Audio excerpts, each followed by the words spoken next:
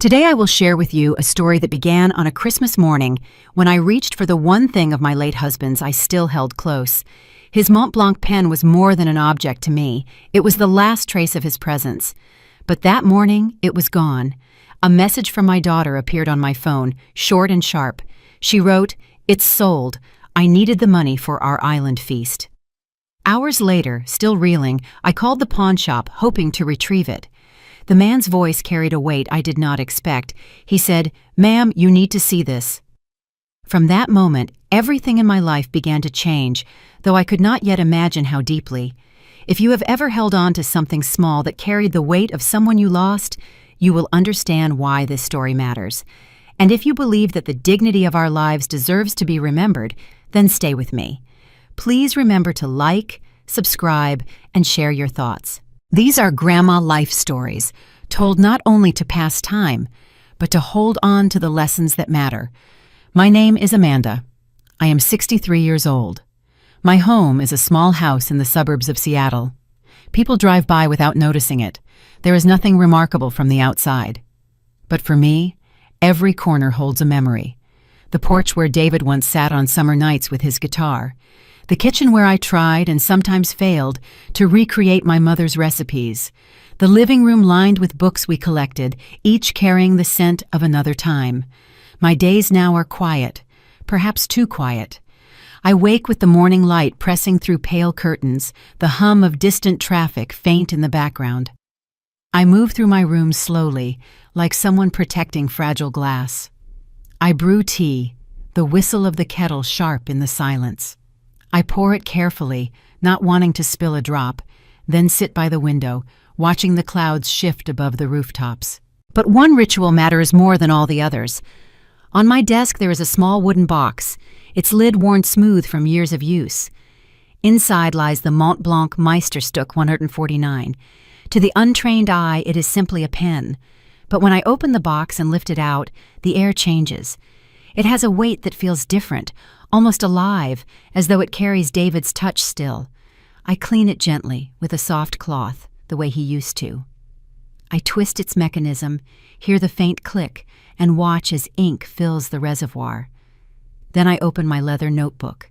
The pages are filled with fragments, quotes David once loved, phrases from books we shared, my own scattered thoughts when the loneliness becomes too heavy. This morning ritual is not about writing something perfect. It is about remembering. David always said, "A pen is not only for writing, but for thinking." He believed that when ink met paper, it slowed the chaos of the mind and gave shape to what mattered most.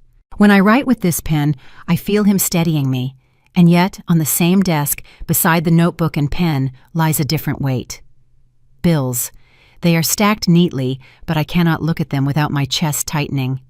Hospital fees from David's last months, numbers that seem impossible for me alone to carry. I touch the envelope, tracing its lines with a finger, as if by doing so I could erase what is written inside. My throat tightens as I fold it back into the pile. David used to prepare for every possibility. He would say, "Plan for the storm even on the sunniest day." I would laugh sometimes, telling him he worried too much.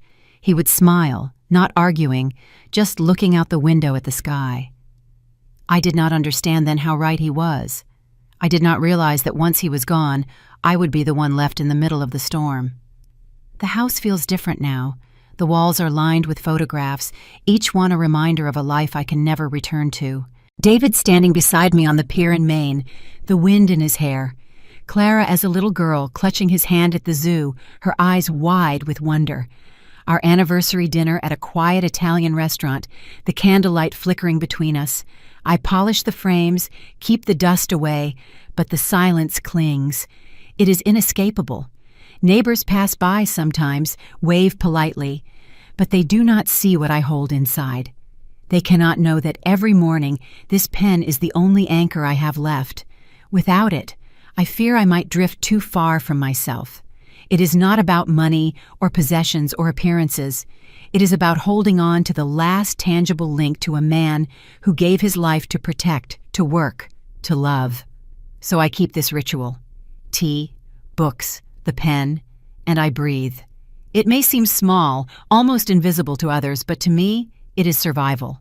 Yet even as I cling to these routines, I can feel the storm gathering outside. I can feel the weight of choices pressing closer. I cannot yet see how deeply my life will change, but I know the threads are tightening. Something waits on the horizon. When I think back to that Christmas morning, when the pen was suddenly gone, I realize now it was the beginning of a road I never expected to walk. Betrayal, discovery, justice, all of it lay ahead of me. But on that morning, all I felt was the silence of my home, the absence of David's presence, and the sound of my own breath as I whispered his name. David had worried about the storms. He was right, and I, left with only his pen and my memories, had no choice but to step into the rain. Clara and Victor arrived that afternoon without warning, their presence filling the doorway with a chill colder than the December wind outside. I had just set the Montblanc pen back in its wooden box when the doorbell rang. I opened it to find Clara draped in a tailored coat that seemed more suited for a runway than a visit to her mother's modest home. She carried herself as if every eye in the world was upon her, chin high, hair perfectly styled, perfume sharp and deliberate. Behind her was Victor, leaning to one side, a smirk tugging at his lips, as though he had already judged everything inside before he even crossed the threshold. "Mother," Clara said, sweeping past me as though my house belonged to her. "We had a few minutes before our dinner reservation, so we thought we'd stop by." She spoke quickly, her words like sharp glass wrapped in velvet. She didn't ask to come in. She simply moved. Victor followed, his eyes flicking from the worn rug by the door to the old books stacked neatly on the shelves. He chuckled under his breath, not words, just a sound of disdain. I closed the door quietly and turned. Clara was already at my table, running a manicured finger over the pile of bills, her smile tight. "Still keeping track of every penny I see. Sometimes I wonder if you even know how to enjoy life. Money is meant to be spent, Mother. Experiences, travel, luxury, that's what people remember." She lifted her wrist, showing off a new diamond bracelet that caught the light deliberately. "Victor surprised me with this last week. Isn't it gorgeous?" Victor tilted his head, giving me a smile that felt more like a warning. "She deserves the best. Life's too short to live small, don't you think?" I said nothing at first. I moved to the desk, lifted the pen box, and held it against me. Clara's eyes caught the motion, and the gleam in her expression sharpened. She took a step closer, lowering her voice, though every word was meant to sting. "You still keep that pen? After all these years? Mother, honestly, it's ridiculous. A fancy pen collecting dust while you sit here alone, drowning in bills. Don't you think it would be smarter to let go? Sell it.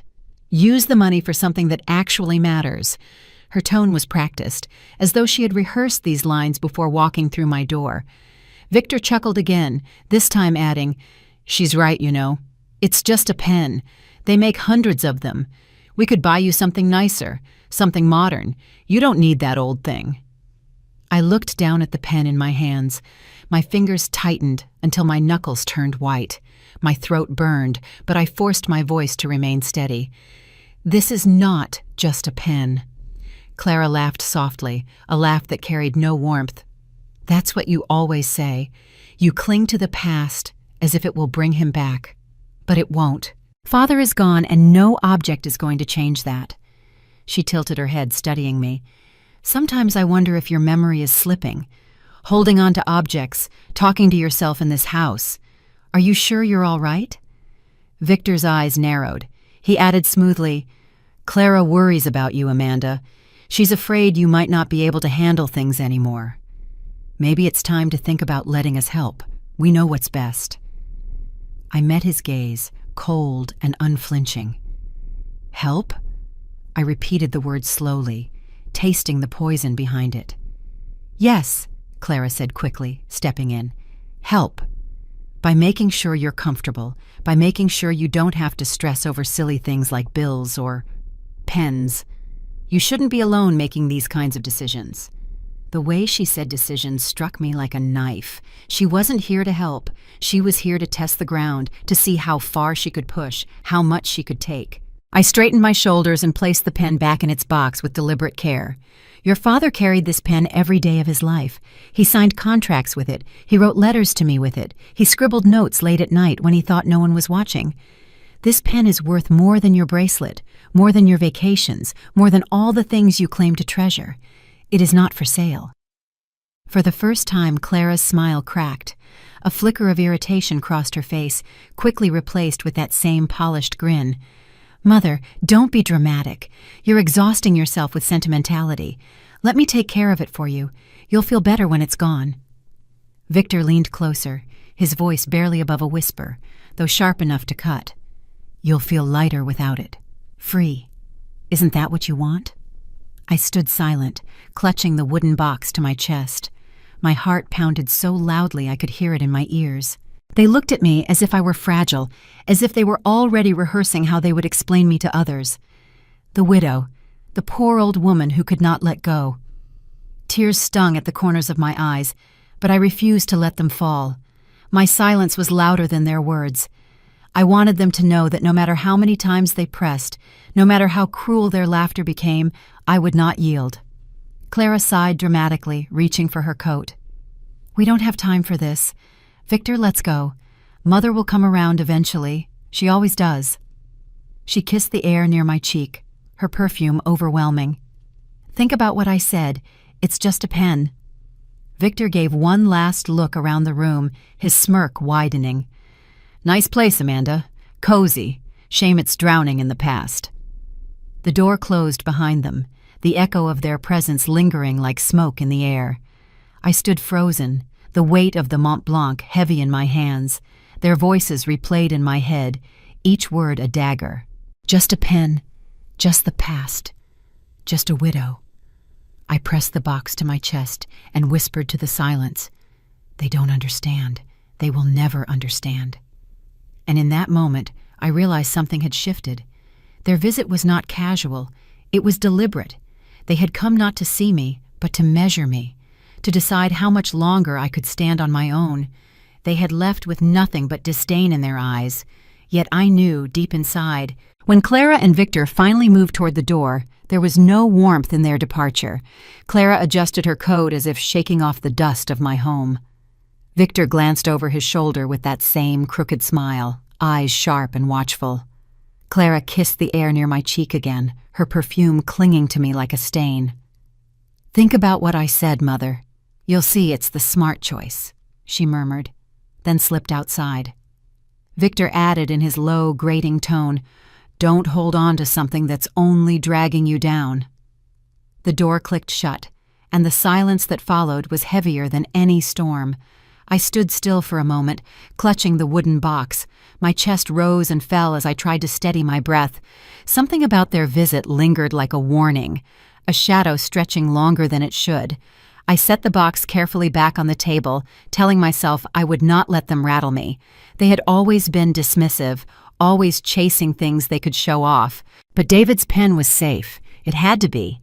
The room seemed quieter after they left, the kind of silence that presses against your ears. I turned to fix the teacup on the counter, wiped a spot that wasn't even there. And when I returned to the table, my heart stopped. The wooden box was still there, lid closed, perfectly in place. But when I opened it, the pen was gone. A sharp gasp escaped my throat. My hands trembled as I lifted the empty box, flipping it over, searching corners that were already bare. No, it couldn't be. I dropped to my knees, pulling open drawers, pushing aside books, moving cushions, checking under the rug. Every second that passed, panic tightened around me like a rope. My breathing grew ragged, my pulse thundered in my ears. "Where is it?" I whispered, voice breaking. "Where is it?" I tore through the living room, moved to the bedroom, opened the dresser, checked the nightstand. My fingers scraped across wood, pulling open every drawer until they clattered against the stops. The pen was nowhere. It was as if it had been erased from the house entirely. A surge of fury cut through the fear. I grabbed my phone with shaking hands and typed Clara's name. My fingers stabbed the screen. The message was short, sharp, fueled by fire. "Where is David's pen?" I waited, pacing, my bare feet cold against the hardwood. Seconds felt like hours. Then the phone buzzed. A new message lit the screen. Clara's words sliced me open. "It's sold. We needed the money for Hawaii. It's just a pen, Mother." I stared at the glowing letters until my vision blurred. My thumb hovered, shaking. Then I hit call. The line rang twice before her voice, smooth and cold, filled my ear. "Oh, Mother," she said, almost bored. "You're upset. Over that pen?" "You had no right," I snapped, my voice rising. "That pen was your father's. It was the last piece of him I had. How could you—" Clara cut me off, her tone hardening. "Listen to yourself. You're clinging to nonsense. It's a pen. A pen, Mother. Victor and I needed money for our trip, and frankly, it was just lying around. You don't need it. You should thank us for doing something practical." "Practical?" My voice shook, not from weakness, but from rage. "That pen carried 40 years of his life. You sold it like it was nothing." Victor's voice suddenly broke in from the background, louder than Clara, mocking. "She's making a scene again? Tell her it's just an object. We'll buy her something newer when we get back." Then he laughed, the sound hollow, cruel. Clara returned, her words dripping with scorn. "See, we're not the villains here. You're the one who refuses to move on. Father is gone, Mother. You can't keep living in the past. If you keep holding on to dead weight, you'll never survive." My knees gave way, and I sank into the chair by the window. The phone pressed hot against my ear, my chest rising in shallow gasps. I whispered, half to myself, half to the empty room, "You didn't sell a pen.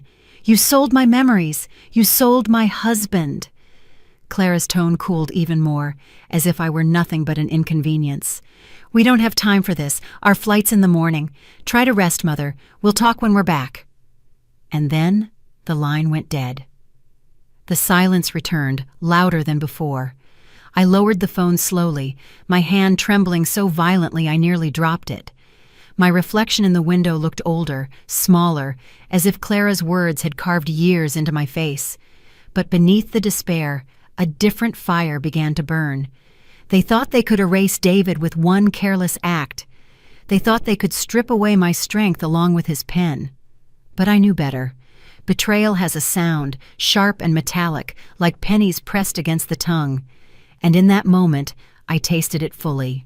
I pressed my hands flat against the table to steady myself.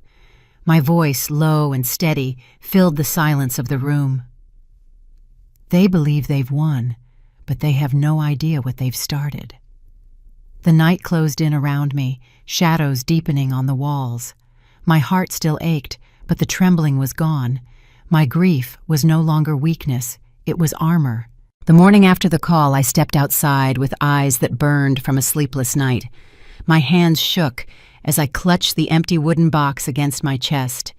The air was damp and heavy, Seattle's winter drizzle coating the streets like a gray veil. As I locked the door, Mrs. Patterson from next door called out to me, holding her grocery bag close under her arm. She hesitated, then lowered her voice. "Amanda, I didn't want to say anything yesterday, but I saw Victor leaving your house. He was carrying a wooden box, looked like it had some weight to it. He shoved it into the trunk of his car before Clara called him inside." Her words hit me harder than the cold. My knees nearly gave way. I whispered, "It was David's." Mrs. Patterson's face softened with pity, but she turned away, unwilling to be caught in the middle. I could see it in her eyes. She had already judged, already decided that Clara and Victor were the strong ones, and I was the fragile old widow. That sting only sharpened my resolve. I took the bus downtown, the city rushing past in a blur of rain-slick streets and neon signs. My grip tightened around the photograph in my pocket.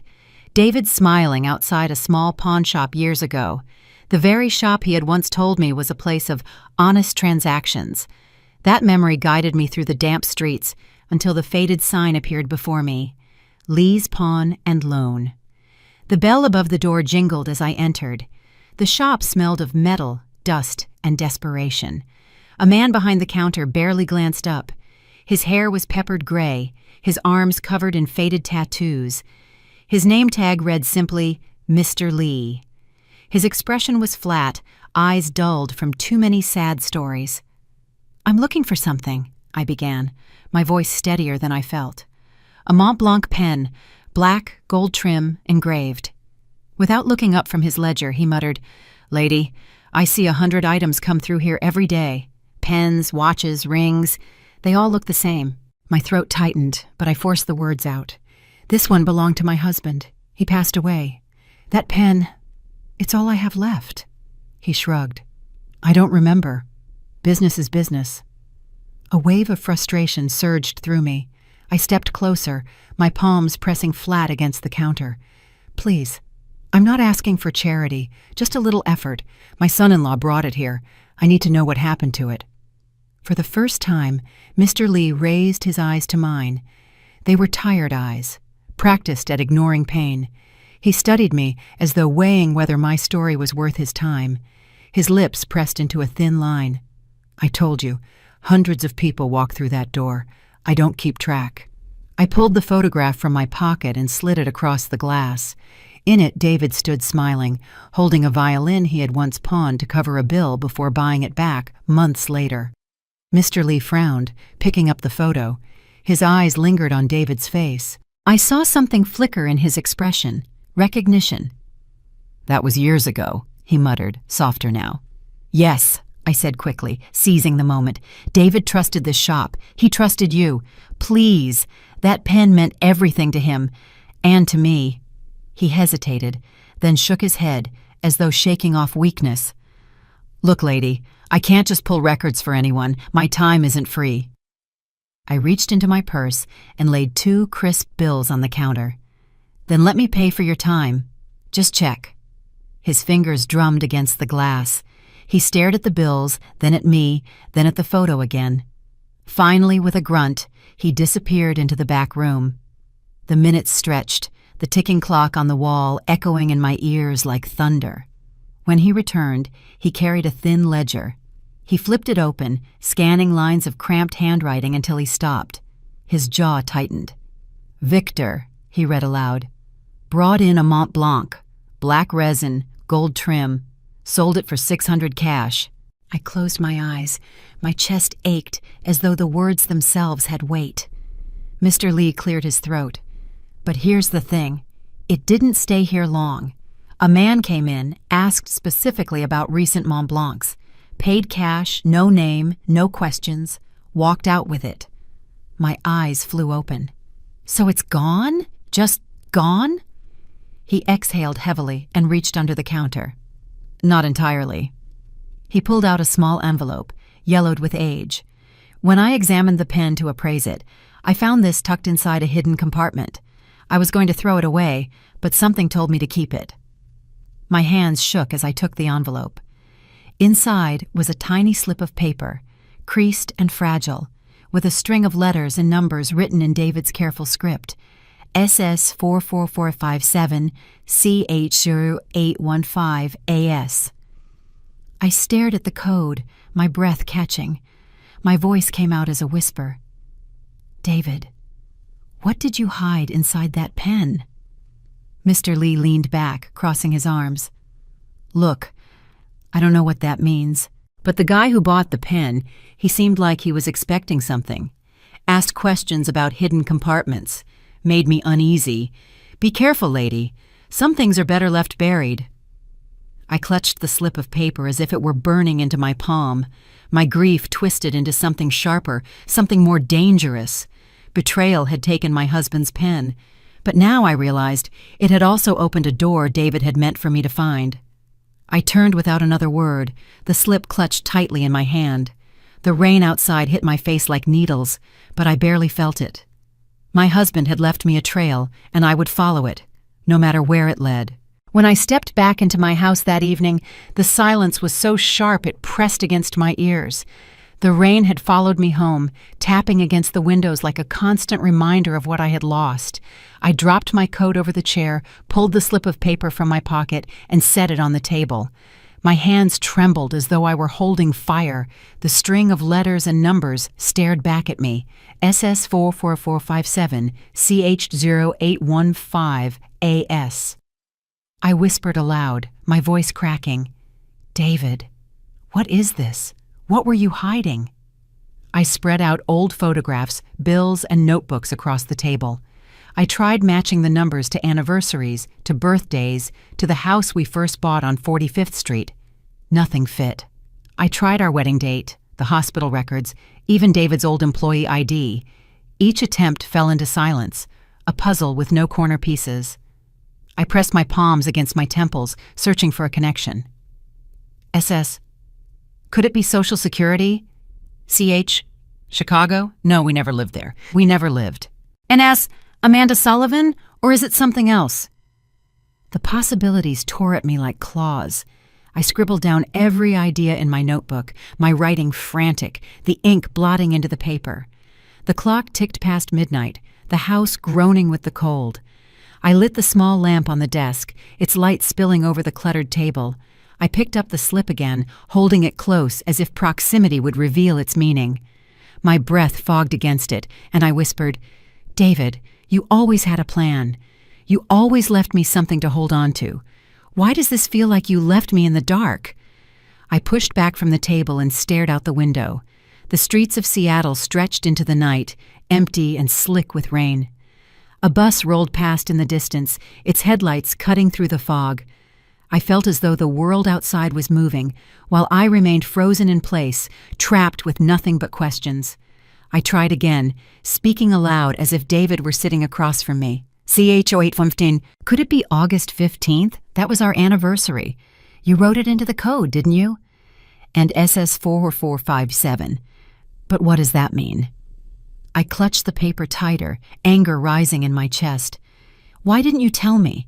Why bury secrets in a pen while I sat beside you, trusting everything you said? My hands slammed against the table, rattling the empty teacup still resting there.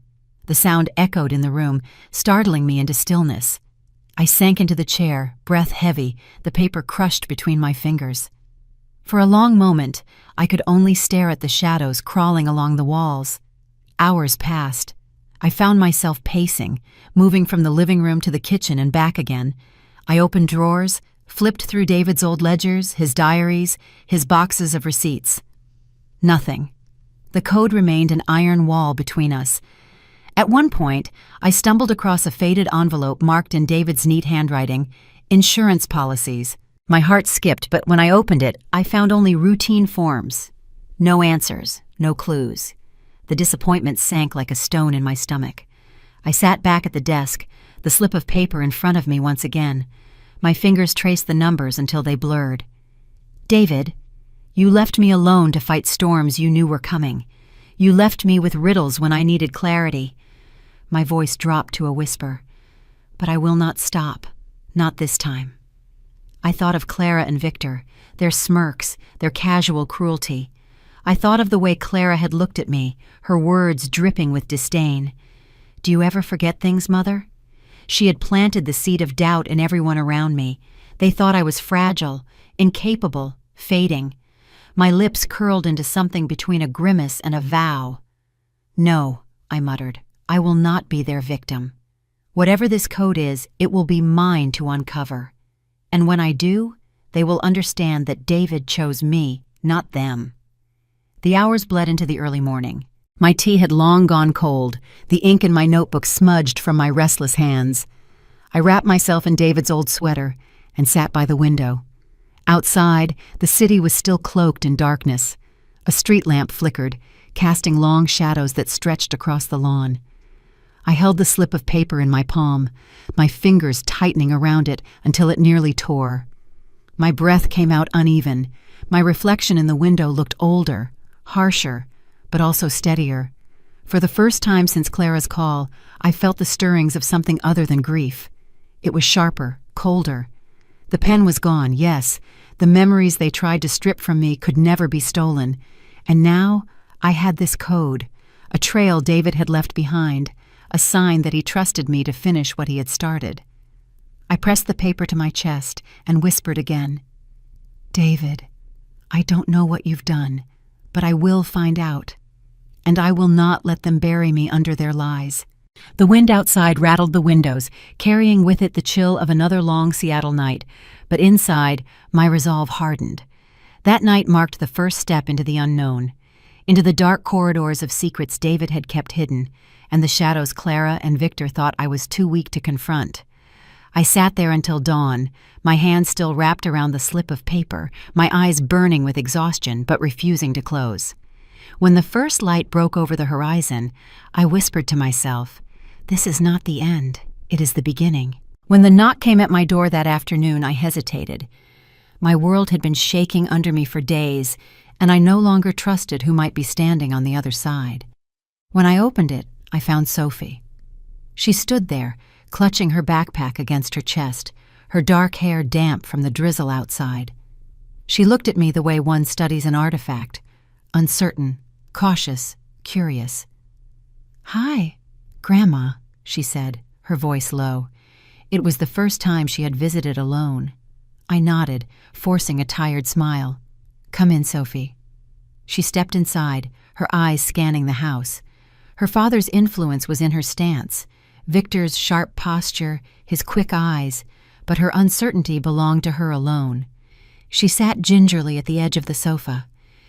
"I shouldn't stay long," she murmured. "Clara said you've been forgetful. She said you've been imagining things, and I just wanted to see for myself." Her words cut, though she didn't mean them as a knife. They were echoes of what Clara had planted in her mind. I looked at her, my chest tightening. "Forgetful," I repeated slowly.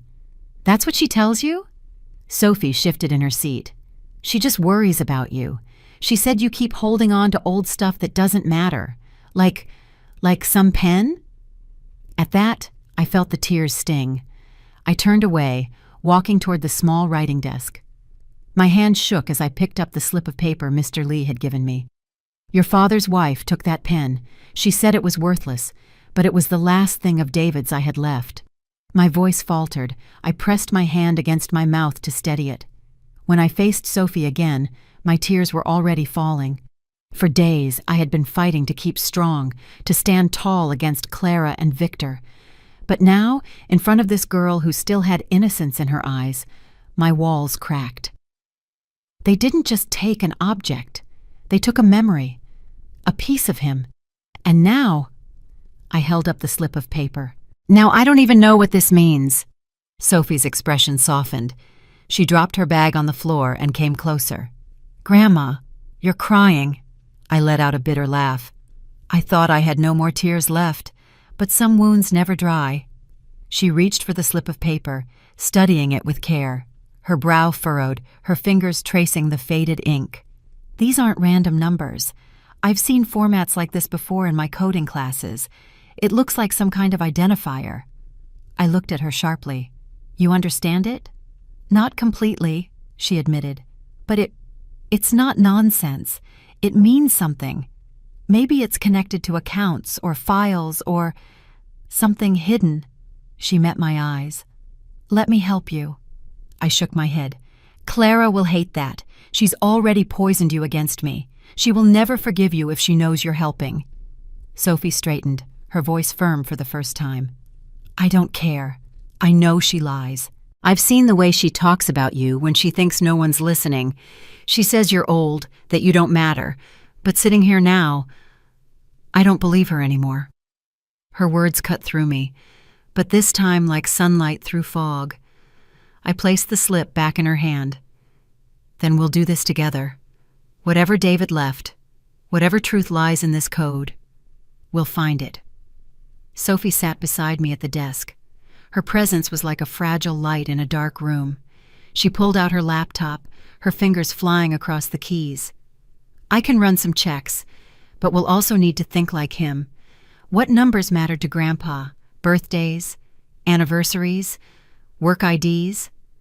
I nodded slowly. "August 15th, our wedding anniversary. July 14th, the day we met. And his father's death in 1981. He never forgot that." Sophie typed each suggestion, the glow of the screen reflecting in her determined eyes. "We'll figure it out. Don't lose hope, Grandma."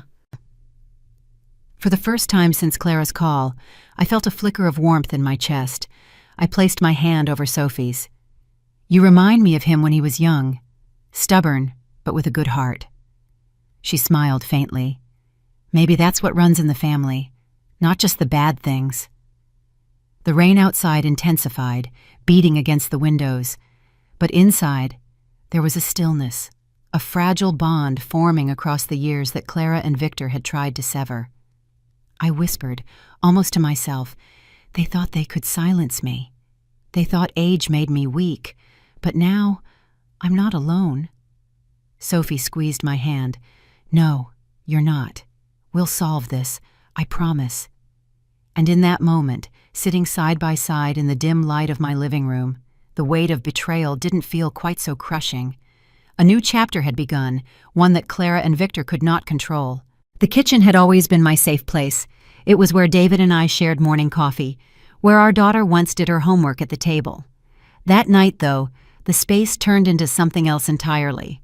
Sophie and I sat across from each other, the slip of paper between us, the yellow light of the overhead lamp pooling across the wood. She tapped her laptop with quick fingers. "Let's start with the obvious. Social security numbers, anniversaries, addresses. Grandpa was too precise to leave something random." I nodded, pulling out a notebook and pen, my hand trembling as I wrote. For the first time since the Montblanc disappeared, I felt a strange energy building inside me, fear mixed with resolve. Sophie tilted her head. "What were his most important dates? Not just official ones, personal moments that defined his life." I inhaled slowly, then answered. "August 15th, our wedding day. July 14th, the night we met in Chicago. And November 2nd, the day his father died. He never forgot that." She typed them all in, trying each variation. Rejections flashed across the screen. She muttered under her breath, but not with defeat. "He left breadcrumbs. We just have to follow the trail." I watched her work. Her determination reminded me so much of David in his youth, hunched over his desk late into the night, solving problems no one else cared to understand. I whispered, "He used to tell me puzzles were the way he ordered the chaos of life." Sophie smiled faintly. "Maybe he wanted you to solve this puzzle now, with me." We scribbled possibilities on paper, our first address in Seattle, his employee ID number from the bank, even the license plate of our first car. None of them unlocked the code. The hours stretched, and yet the kitchen grew warmer with every word exchanged. At one point, Sophie looked up and caught me smiling, just a little. "That's the first time I've seen you smile since I came here," she said softly. I touched my lips, almost startled. "I suppose it feels good not to be fighting this battle alone." She leaned closer, lowering her voice as if Clara and Victor could somehow hear us through the walls. "They don't know about this paper, do they?" I shook my head. "And they never will. This is ours now." The moment hung heavy, but in it there was trust. She had crossed the invisible line Clara had drawn, stepping into my corner with no way back. I pointed at the numbers again. "What about combining them? David never liked single answers. He always layered his meaning." Sophie's eyes lit up. "Yes, patterns, sequences. If it's structured like an account, it might include location codes, personal identifiers, dates." She typed quickly, her screen filling with combinations. Failures stacked one after another, but neither of us moved from our chairs. We worked like soldiers on a quiet mission. At last, Sophie leaned back, exhaling sharply. "He was too clever to leave this wide open. But we're closer. I can feel it. Every wrong attempt narrows the field." I looked down at the paper again, tracing the faded ink with my finger. "David, what did you want me to find? And why did you hide it so deep inside something so small?" My words weren't just for Sophie. They were for the empty chair across from me where he once sat. The house was silent except for the hum of the refrigerator and Sophie's keystrokes. Outside, the rain softened, as if even the city paused to listen. For a moment, I closed my eyes, gripping the pen Sophie had lent me. "You know," I said quietly, "Clara told me I was nothing but a poor widow, that my memories were worthless. But tonight, with you here, I feel more alive than I have in months." Sophie looked startled, then placed her hand over mine. "You're not worthless, and we're going to prove it. Grandpa wanted you to have answers. We'll keep trying until we find them." In that kitchen, beneath the yellow glow, I allowed myself to believe her. For the first time since the betrayal, the heaviness inside me lifted just enough for hope to breathe again. The breakthrough came late in the night. Sophie sat hunched over her laptop, the glow of the screen lighting her determined face. I scribbled notes beside her, my handwriting cramped from hours of failed attempts. Then she froze, her eyes widening.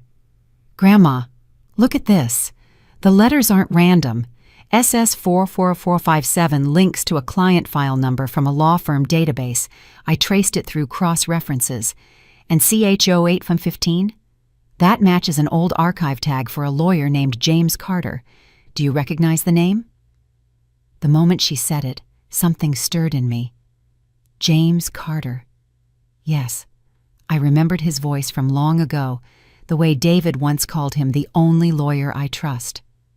They had met in their 20s, built their careers in parallel, and stayed friends through thick and thin. David never explained why they drifted apart later, but now, the name resurfaced like a key rising from the depths. "Carter," I whispered. David trusted him. He must have left something with him. By morning, Sophie and I were on a bus headed downtown. Seattle's skyline rose gray and sharp against the clouds. The streets bustled with cars and hurried pedestrians.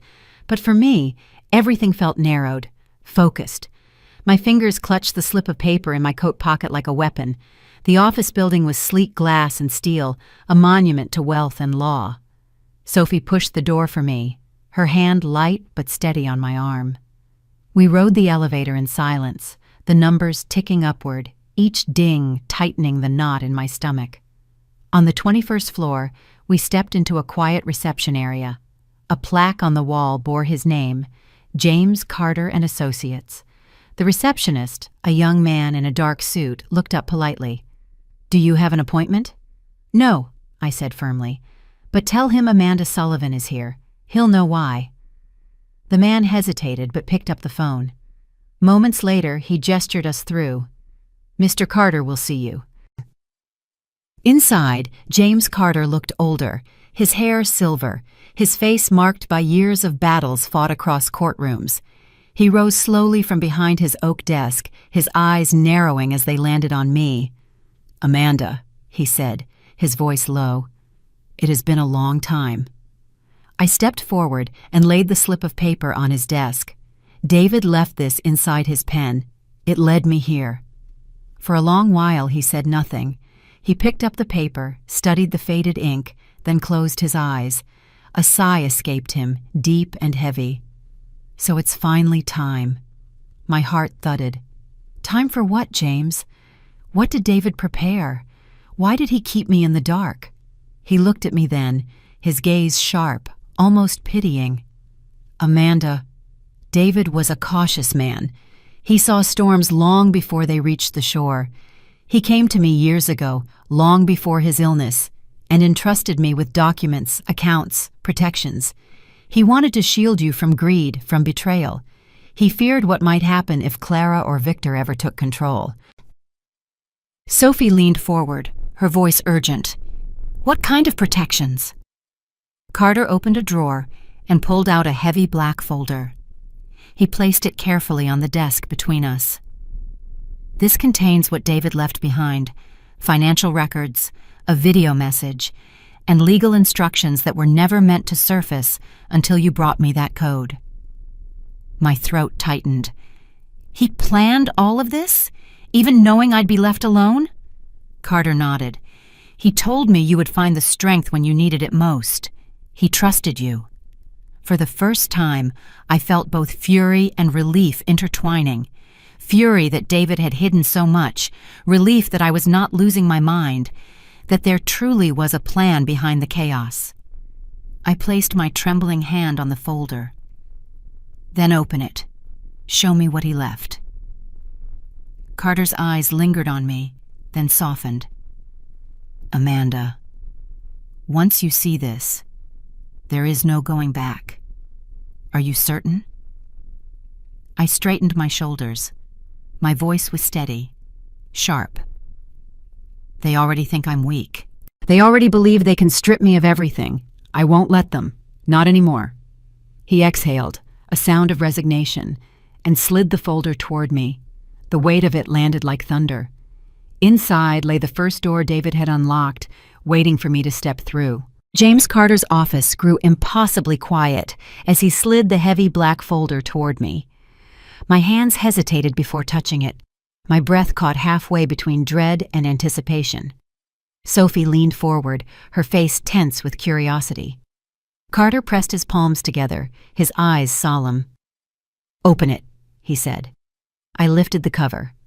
Inside lay neatly bound documents, stamped, signed, and marked, with David's familiar handwriting in the margins. At the top, bold letters, Trust Account Agreement. My vision blurred as I scanned the numbers printed beneath.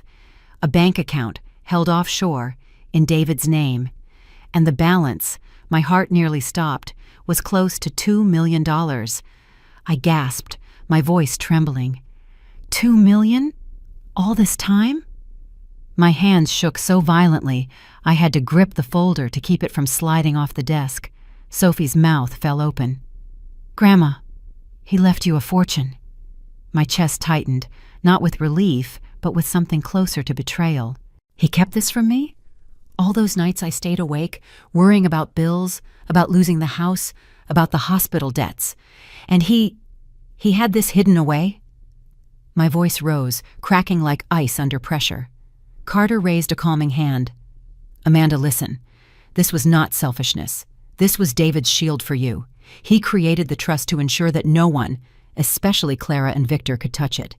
He knew greed would circle you like vultures. He wanted this protected until the right moment." His words struck me, but the storm inside would not settle. I slammed my hand against the folder. "And the right moment is now? When I've nearly been broken? When my own daughter treats me like a burden and my son-in-law like prey?" Carter's gaze softened. "David anticipated exactly this. He told me you would be tested, Amanda, that you would discover your own strength only when forced to, and he left you something more." He reached into the folder again and drew out a flash drive. "Oh, a video message. He recorded it for you years ago." My throat closed. Sophie's hand found mine, squeezing gently. "Do you want to watch it, Grandma?" I nodded, though my body trembled. Carter inserted the drive into his computer. The screen flickered, and then there he was. David. Older than the memory I clung to, but still him. His shoulders stooped slightly, his eyes tired but kind, his voice steady as it filled the room. "Amanda," he said, and my chest caved at the sound. "If you're seeing this, then I am gone, and you've found what I left behind." Tears welled instantly, but I forced myself to watch. He drew a breath, his expression shadowed with memories. "You know where I came from. A childhood of hunger and silence. I was 12 when I saw my father lose everything in the crash. I remember his face when he told us there would be no dinner. I remember the sound of my mother's sobs when the bank took the house. Those scars never leave." His voice wavered, then steadied again. "I swore I would never let that happen to you. Not to my family. That fear of losing it all, it shaped me. Every deal I made, every risk I took, was to build a wall around us. But I also knew what greed could do. I saw it in business partners, in strangers, in people we once trusted. And yes, Amanda, I feared I might see it in our own blood one day." I gasped, covering my mouth with both hands. David leaned closer to the camera, his eyes heavy with sorrow. "That is why I created this trust. Not to hide from you, but to guard you. I knew Clara would never understand. I knew Victor would see only numbers. But you, Amanda, you would see what it truly was. A lifeline, a shield, a chance to outlive their cruelty." My tears fell freely now, anger and grief twisted together until I could hardly breathe. "Why didn't you tell me, David? Why did you let me carry the weight alone?" I whispered to the screen. The video continued, his face softening. "I am sorry for the burden. I thought I was sparing you worry. Perhaps I was wrong. But if you are here now, it means you have endured more than I ever wanted for you. And it means you are strong enough to use what I left behind. Amanda, remember, this is not just money. It is a weapon, a shield. Use it wisely and protect yourself." The video cut to black. The silence that followed was unbearable. My sobs filled the room before I could stop them. My heart cracked with both fury and love. Sophie reached over, wrapping her arms around me. "He loved you, Grandma. He really did. This was his way of protecting you." I pressed my forehead into her shoulder, trembling. He should have trusted me. I would have stood by him through anything. But he carried it alone, and now I am the one left with his secrets. Carter folded his hands, his expression grave. "Amanda, you must understand. What David feared is happening now. Clara and Victor will not stop until they break you. But with this trust, and with the records he left me, you have the power to stop them first." I looked up, my face wet, my body drained but resolute. The storm inside me had found its focus. Then I will, for David, for myself, and for every memory they tried to sell. His phone rang just after midnight. Its shrill sound cut through the silence of the house, jolting me from the chair where I had been reviewing Carter's folder again and again. My hand trembled as I reached for the receiver. A voice hissed on the other end, low and distorted, almost unrecognizable. "You are digging into things you should leave buried. Stop, or you will regret it." My breath caught. "Who is this?" The line clicked dead. I sat frozen, the receiver pressed to my ear, my pulse hammering. The threat was clear. They knew I was getting closer. Whoever made that call wanted me afraid, wanted me silent. But instead of fear, what rushed through my veins was fire. The next morning, Sophie arrived with her laptop and the files Carter had allowed us to copy. She set them on the table, eyes sharp. "Grandma, I stayed up late. I went through David's investigation notes. He hired a private detective. And guess what?" I leaned closer. "What did you find?" Sophie's voice lowered, steady but urgent. "Victor is drowning in debt. Gambling, unpaid loans, even fraud. He falsified documents to get credit. And worse, he's been preparing legal petitions. He wants the court to declare you incompetent so he can take control of your assets." My stomach twisted, but I clenched my jaw. So that's his plan. Strip me of my dignity, my home, everything David built. He thinks I'll go quietly into the shadows. Sophie shook her head fiercely. "We won't let him. Grandpa left you these files for a reason. They're evidence. He must have known Victor would stoop this low." Before I could respond, a sharp knock rattled the door.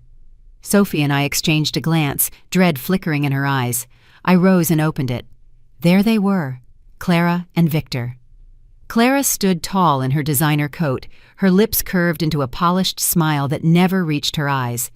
Victor loomed beside her, smugness dripping from every gesture. "Mother," Clara cooed as she stepped inside without waiting for an invitation. "We were worried about you. You've been, well, distracted lately." Victor smirked, his eyes sweeping the room, lingering on the piles of papers on the table. "You shouldn't stress yourself. At your age, confusion sets in fast. Isn't that right, Amanda?" I steadied my breathing, forcing a tremble into my hands as I picked up one of the papers. My voice quavered deliberately. "I was just trying to understand some of David's old numbers. There was something about a small account he left behind. Nothing big. Just a little something." The effect was immediate. Victor's eyes sharpened, his whole body leaning forward like a predator catching scent of prey. "An account? What kind of account?" Clara's polished smile stretched wider, but her voice dripped with poison. "Mother, don't overexert yourself. Handling numbers, documents, it's too much for you now. Let us manage it for you. We'll take care of everything." I lowered my gaze, feigning confusion, but inside, I felt the cold steel of resolve. Their eagerness confirmed everything. They were circling like vultures, desperate to sink their claws into what David had left. Victor pressed, his voice impatient. "Where did you hear about this account? Did Carter mention it? You're not capable of dealing with offshore matters, Amanda. You could lose everything if you meddle." I met his stare, letting my eyes glisten as though I were on the verge of breaking. But behind that mask, a spark flared. "Perhaps you're right," I murmured. "Perhaps I'm too old for this." Clara patted my shoulder, her touch cold as ice. "Don't worry, Mother. We'll handle it. You just rest. Leave the hard parts to us." As they turned to leave, Sophie's hand brushed against mine under the table. She whispered so softly, only I could hear, "They're taking the bait." I nodded ever so slightly, my expression still blank to Clara and Victor. They thought I was frail, defeated, slipping into confusion. But in my silence, in the quiet fire of my eyes, a vow was written. The confrontation came 2 days later. Clara and Victor arrived not with soft words or false smiles this time, but with a man in a pressed suit carrying a leather briefcase. They didn't even ask to sit. They marched into my living room as if it were theirs. The lawyer set his case on the coffee table, his voice polished but cold. "Mrs. Sullivan," he began, "I've been asked to present a legal solution to prevent unnecessary complications. Given your age and recent difficulties, it would be prudent to sign this durable power of attorney. It grants Victor and Clara authority to handle your financial matters. It will protect you from mistakes that could cost you everything." I stared at the document he unfolded before me, line after line of legal language, and at the bottom, a blank space waiting for my signature. My pulse slowed, each beat deliberate. Clara leaned forward, her eyes glittering. "Mother, this is for your own good. You've been overwhelmed. It's time to let go and let us help." Victor added smoothly, "One signature, and you won't have to worry about bills, accounts, or lawyers ever again. We'll take care of it all." I felt Sophie stiffen beside me. I didn't answer. Instead, I let my silence hang heavy. My fingers brushed the edge of the paper, but I did not lift the pen. After a long pause, I pushed the document back across the table. "Not today," I said flatly. Clara's smile tightened. Victor's jaw clenched, but the lawyer merely gathered his papers and stood. "Consider it carefully, but I warn you, refusing could result in a court petition for guardianship. The law does not wait for sentiment." When they left me alone for a moment, supposedly to let me think it over, I slipped quietly down the hall, feigning fatigue. That's when I heard it. Clara's voice, sharp, cutting through the thin walls. "You fool!" she snapped at Victor. "You think a piece of paper will solve this? She'll never sign if we keep pushing like that." Victor muttered something low, but Clara's rage only sharpened. "Do you know why I am doing this? Why I have tolerated your endless failures, your debts, your gambling? Because I will never, do you hear me? Never go back to the poverty I was born into. I grew up hungry, humiliated, treated like dirt. I swore I'd bury that past so deep no one could ever drag me back there." Her voice cracked, but not with weakness, with fury. "I've stolen, I've forged signatures, I've moved money from accounts that weren't mine, all because I refused to be that little girl again. And now you, with your pathetic debts, are dragging me toward the same pit I crawled out of. I won't let it happen. I'll burn her life down. I'll bury Amanda myself if that's what it takes to keep us safe." Sophie had gone into the kitchen earlier, unnoticed, but I saw her now standing frozen in the doorway, eyes wide, breath shallow. She had heard everything. Victor tried to hush Clara, but she spat the words anyway, her voice dripping with venom. "She thinks she's strong, holding on to her precious memories, but I'll strip her bare. I'll make her sign, or I'll make the courts declare her unfit. And when it's done, she'll be nothing but a whisper in a nursing home bed." I pressed my back against the wall, the fury inside me burning hotter with every word. Sophie's gaze met mine in that moment, her face torn with shock and disbelief. For the first time she had seen her stepmother unmasked. I drew a long breath, my mind sharpening to a razor's edge. They thought I was powerless. They thought their secrets would never reach daylight. But Sophie had heard. And Sophie, unlike them, still carried conscience in her eyes. That day, Clara revealed not only her cruelty, but the wound that drove it. Her terror of hunger, of the poverty she once lived. It made her desperate, vicious, willing to destroy even her own mother to keep the shadows of her past from touching her again. As she raged in the next room, I whispered to myself, a vow colder than steel. You've shown your hand, Clara. They returned within 48 hours, as though the first attempt had not rattled me at all. Clara walked in with her head high, Victor just behind her, and again that same attorney with the leather briefcase. They didn't even bother with greetings this time. Papers hit the table like a judge's gavel. The lawyer's tone was clipped. Mrs. Sullivan, we need to finalize this today. Refusal at this point only invites a petition to the court. Guardianship hearings are public, costly, and humiliating. This document spares you all of that. Victor leaned forward, voice syrupy but edged with steel. Mother, do not drag this out. Sign the authorization and let us manage what you clearly cannot. Clara added, her voice sharp as glass. You have nothing to lose by trusting us, unless you want the courts declaring you incompetent in front of everyone. I sat still, hands folded on the table. My heartbeat was steady, my breathing controlled. I let their words circle the air, thick and suffocating, until the silence pressed back against them. Then I lifted my chin. I will not be signing, I said evenly.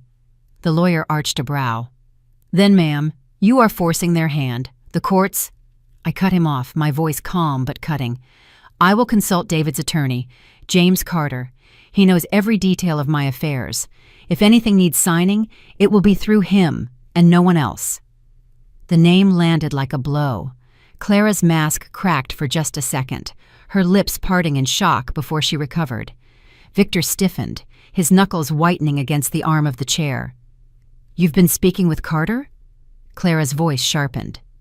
Yes, I answered, my tone colder now, and he knows more than either of you would dare imagine. The air thickened, charged. Sophie stood silently in the doorway, her eyes darting between us, her presence grounding me. The lawyer cleared his throat, shifting uneasily. Mrs. I let their words circle the air, thick and suffocating, until the silence pressed back against them. Then I lifted my chin. I will not be signing, I said evenly. The lawyer arched a brow. Then, ma'am, you are forcing their hand. The courts... I cut him off, my voice calm but cutting. I will consult David's attorney, James Carter. He knows every detail of my affairs. If anything needs signing, it will be through him and no one else. The name landed like a blow. Clara's mask cracked for just a second, her lips parting in shock before she recovered. Victor stiffened, his knuckles whitening against the arm of the chair. You've been speaking with Carter? Clara's voice sharpened. Yes, I answered, my tone colder now, and he knows more than either of you would dare imagine. The air thickened, charged. Sophie stood silently in the doorway, her eyes darting between us, her presence grounding me. The lawyer cleared his throat, shifting uneasily. Mrs. Sullivan, with respect, if you involve outside counsel, this matter will escalate. Then let it escalate, I replied, my words steady.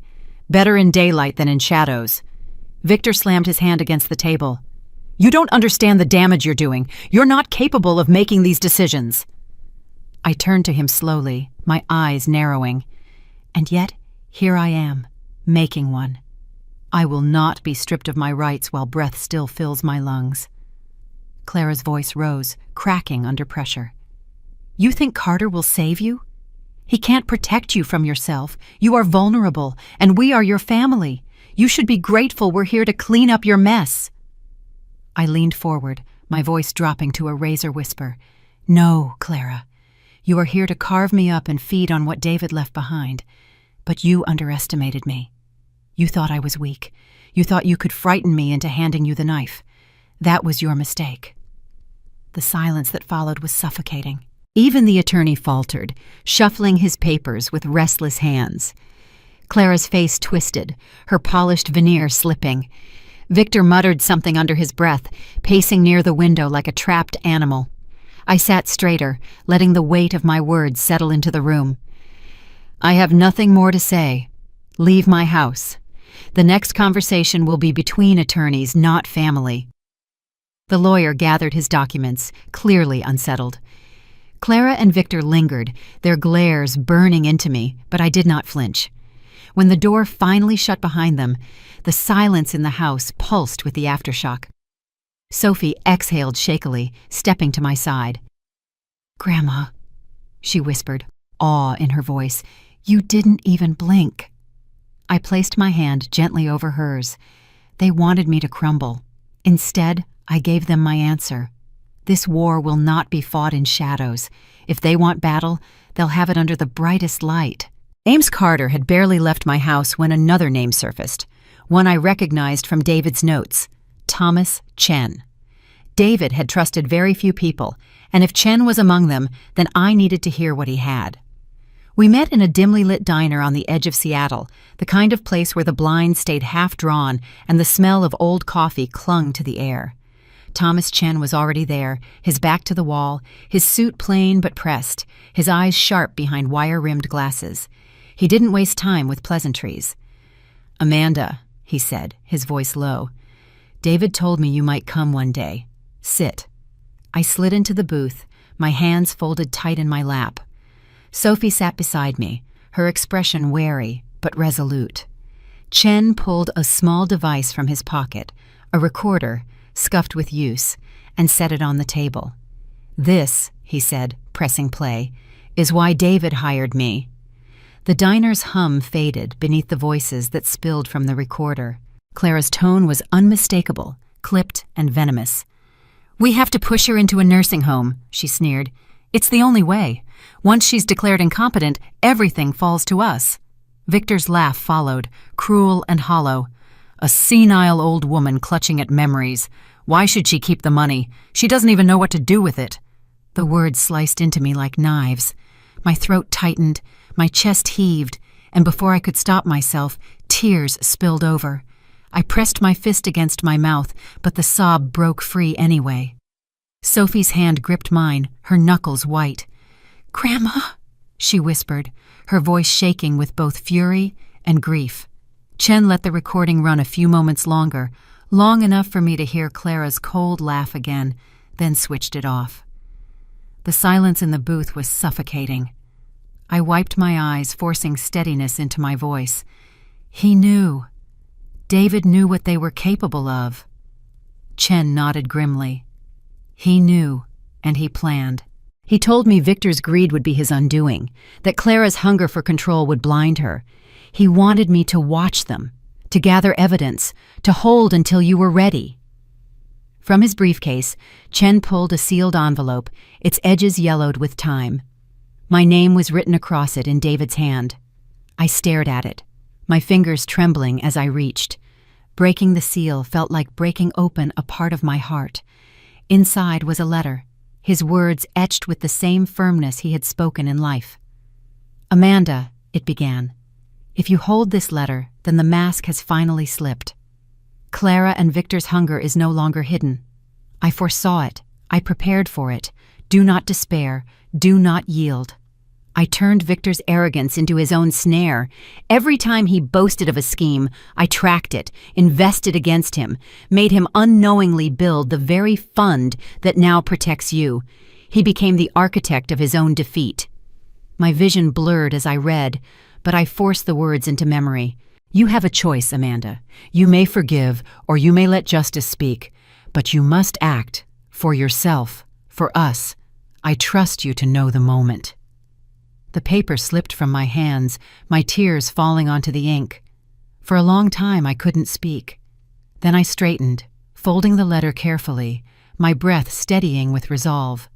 I looked at Thomas Chen, at Sophie, both watching me with eyes full of expectation. My voice was quiet but sharp as a blade. "Then the moment is now. They've threatened me, demeaned me, plotted to erase me. No more." I lifted my chin, steel in my voice. "Mr. Chen, proceed. Today." His eyes narrowed, a flicker of respect flashing in his gaze. "You're certain?" "I've never been more certain," I said. "David gave me the shield. You've given me the sword. I will not sit quietly while they destroy his memory, and me with it." The air around us thickened with the weight of the decision, but my heart had never felt clearer. That night, as I walked back into the cold Seattle air, the city lights sharp against the darkness, I knew the battle had shifted. They thought me fragile. They thought me lost. But from this moment forward, I was the one carrying the truth, and the truth was a weapon they could not escape. The morning after I met Thomas Chen, I sat in Carter's office with the black folder spread open before us. My hands no longer trembled. My voice was steady. "It's time, James. Release everything. Let them see what David built, and what he built against them." Carter studied me for a long moment, then gave a slow nod. "So be it." Within days, the papers were filed and the trust documents made public. Every clause David had drafted, every safeguard he had carved into stone, was suddenly no longer hidden. The most devastating one hit Clara and Victor like a blade. If they dared to petition the court, if they so much as tried to strip me of competency, every cent of David's trust would bypass them and go directly into the David Sullivan Scholarship Fund. A fund created in their son's name, one that would serve the community and generations of students, but leave Clara and Victor with nothing. Carter placed the documents on the table before them, his tone merciless. "This is what happens if you pursue guardianship. He left you no path to profit from her ruin. He saw you coming long before you arrived." Clara's face drained of color, her lips curling back in a snarl. "That old man! He trapped us, even from the grave." Victor's eyes darted across the pages, his breathing shallow. This can't be legal." "It's airtight," Carter replied. "And now it's public record." That was the first blow. The second came faster. Thomas Chen's evidence had already been handed over. Within 48 hours, agents from the FBI Financial Crimes Division knocked on Carter's door. They had tracked Victor's forged loan applications, his falsified business ledgers, his gambling debts laundered through shell accounts, all of it tied together, each thread leading straight to him. I was at home when the final act unfolded. A heavy knock rattled Clara and Victor's front door. Neighbors peered from porches as black sedans lined the street. 2 FBI agents and uniformed police officers stood at the threshold. "Victor Hall," one of them announced. "Federal warrant for fraud, forgery, and financial conspiracy. You need to come with us." The color drained from Victor's face. He stumbled back into the living room, collapsing into a chair. His hands shook violently as the cuffs clicked shut around his wrists. Clara, in her silk robe, shrieked as though the walls themselves had betrayed her. "You can't do this! He's innocent! This is her fault!" She spun toward the window, toward my house across the street, her finger jabbing the air. "She did this! That old witch! She poisoned everything!" But the agents didn't flinch. They read her own charges: accessory, embezzlement, conspiracy. Her voice cracked into hysteria. "No, I will not go back to being nothing. Do you hear me? I will not go back!" Her screams echoed down the block as the agents forced her into the waiting car. I stood at my window, my face calm, my eyes unblinking. Sophie's hand rested lightly on my shoulder. Outside, the neighbors gathered in clusters, whispers darting through the air. All this time, she was telling the truth. One elderly woman, who had once turned her back on me when Clara spread lies of dementia, crossed the street later that evening.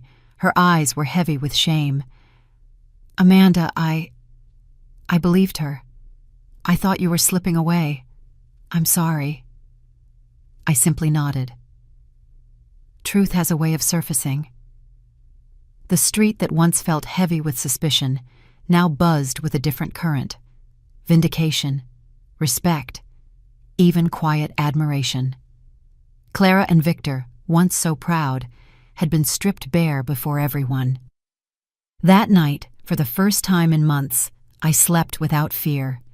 The storm that had loomed so long was finally breaking apart. But I knew one thing: David's plan, Carter's loyalty, Chen's evidence. None of it would have mattered if I hadn't chosen to act, and I had. After the arrests, the noise of reporters, neighbors, and investigators slowly ebbed away. For the first time in years, my home felt quiet, not from loneliness, but from peace. I knew it was time to begin again. I sold the house David and I had shared. It was not out of bitterness, but necessity. Every wall there carried both love and betrayal, and I needed air that wasn't haunted by voices shouting in the night. I chose a modest apartment just outside downtown Seattle, close enough that I could walk to the library each morning. The place was small, but filled with light. Windows that opened toward trees, shelves ready to hold books, and a sturdy desk where the Montblanc rested at the center like an anchor. The scholarship was born soon after. Carter and I worked through the paperwork carefully, establishing the David Sullivan Scholarship Fund at the University of Washington. Its purpose was clear: to support students who came from nothing, the way David once had, to give them the stability and dignity he feared losing all his life. I insisted that Victor Jr. qualify for the program, though his parents would never touch a cent. In that way, David's bloodline still carried forward, but without feeding Clara and Victor's greed. When word spread, letters arrived from young people I had never met, thanking me for hope they didn't think they'd ever have. Each envelope I opened reminded me that pain, when reshaped, could become provision for someone else's tomorrow. Sophie was with me through all of it. She moved closer, spending nights at my new apartment when classes allowed.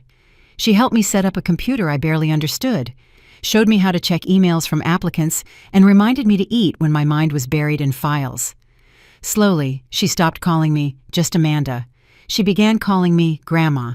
One evening, as the final details of Clara and Victor's trial were announced, Sophie and I sat at the table with the news on low. Clara had been sentenced to 10 years for fraud and embezzlement. Victor, more deeply tied to the schemes, faced 15. Their names, once spoken with pride in social circles, were now whispered with shame. Sophie shook her head, her voice hushed. "I can't believe I ever defended them. I can't believe I called them family." I reached for her hand. Family isn't always the ones who share your blood. Sometimes it's the ones who choose to stand beside you when the world turns its back. She pressed her lips together, her eyes bright with unspoken emotion. Weeks later, as spring bled into summer, we walked along the lake where David and I used to sit on quiet evenings. The water was calm, the sunset spilling gold across its surface. I carried the Montblanc with me, its weight familiar in my hand. I stopped at a bench, turned to Sophie, and placed the pen gently into her palm. She looked at me, startled. "Grandma, I can't. This is yours. It was his." I closed her fingers around it, my voice firm but soft. A pen is not only for writing, it is for choosing direction, for carrying thought into the world. David believed that, and now I believe it belongs with you. You're the one who will carry the story forward. Write wisely, Sophie. Write with courage. Her tears fell freely, her arms wrapping around me in silence. For the first time in years, I felt the circle close, not with loss, but with renewal. As the camera of memory might pull back, I pictured myself sitting on that bench by the lake. Sophie beside me, the pen glinting in the last light of day. And in my heart, David's voice still lingered. Voice over. He left me not only wealth, but a lesson, that even when we cannot see it, there is always a greater plan unfolding. One built not on fear, but on love, protection, and legacy. A plan that carries us beyond the storms into the calm.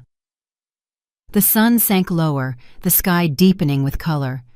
I sat still, breathing in the quiet, knowing that justice had been done, that peace had returned, and that the story, our story, would not end with me.